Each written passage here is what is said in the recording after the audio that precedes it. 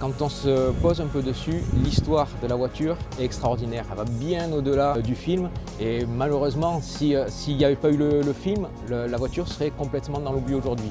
Elle est connue par rapport au film, mais l'histoire de la voiture est extraordinaire. Ça serait un film incroyable. Je m'appelle Michel Robin, ma passion la voiture de Retour vers le futur.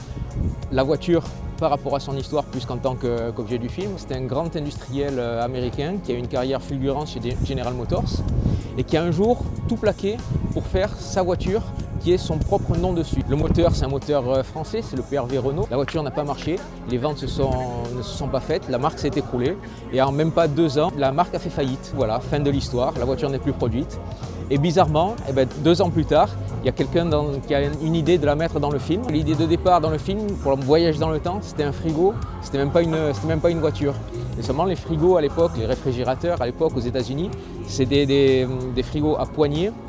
Et donc ils avaient peur que les enfants veuillent faire comme dans le film, s'enferment à l'intérieur et ne puissent plus en ressortir. Donc ils ont oublié l'idée du réfrigérateur et ils se sont dit on va essayer de trouver une voiture qui ait de la gueule, il n'y a plus de droit dessus.